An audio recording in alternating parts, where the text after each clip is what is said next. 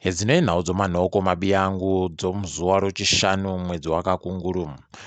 Nelson Chamisa waita rukokorodzo rwawo padandemutande nyasi wawatenza kuti irali apa wawimbisa vanhu kuti nguva yekuti vachiite basa yasvika. Wawimbisa vanhu wakati basa rokubvisa chihurumende chadzvanyirira vanhu chasaisa vanhu mabasa nokuomesa nokuondonga upfumi chichiba neuori neugororo neumbavha chave kuzoda kuchibvisiwa.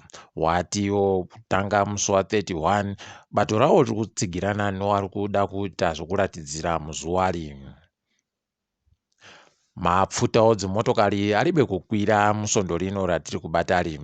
Wanobuditsa nozvo wanoona wanoringa nozvo mapfutayo wati dhiziri richaramba richitengesiwa $62 pabodzi nepeturu $42. Kubulawayo mvura yaramba ichigonetsa. Kureketa kuno kuri kundouya mabhauza nomvura kuti ape vanhu nzvimbo dzakasiyana-siyana, asi iri kuramba ichindocheredzera. Wari kuona nezvomvurazvo wati mvurayo iri kuramba kukwana nokuti vanhu vese varibe mvura uye vanhu vari kuuya kuochera mvura yakawanditsa. Tichindori mubulawayomo kuruvhevhe kwai wanhu pachipatarapo cheko vari kupuwa mapiritsi akapera basa. Mapiritsiyo akatopera basa mumwedzi wapfuura. Zvinova zvabva zvanetsa vanhu kuti kohoko kugopiwa mapiritsi akapera basako. Tinoimba kuti vanoringa nezveutano munyika vachagona kuita tsvakurudzo kuti sei zviri kudari. Tochiringadzo pasi rese.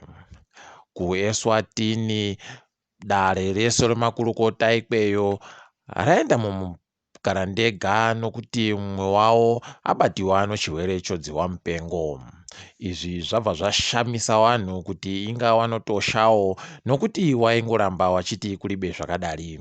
Tinoimba kuti vanopora nokuchimbidza.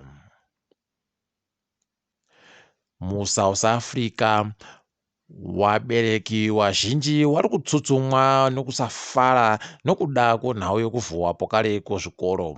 Zvikoro zveko zviri kuingidzira vana vari kuuya kubva muzuva ramangwana. Wari kuvhura kubva zuva ramangwana ndewegiredhi R, giredhi 6 pabodzipo nogiredhi rochi11. Tinoimba kuti wanenge wakandochengeteka sekurehwa kwazviri kuita nana magodobori. Munhau yedu yekugumisira yanyasi, Malawi yakanzura mhemberero dzayo dzainoita dzokupemberera kuzvitonga kwavo kuzere. Mhemberero dzegore rino dzanga dziri kubva dzandoenderana nokugadzirwa zviri pamutemo kwomutungamiri wenyika.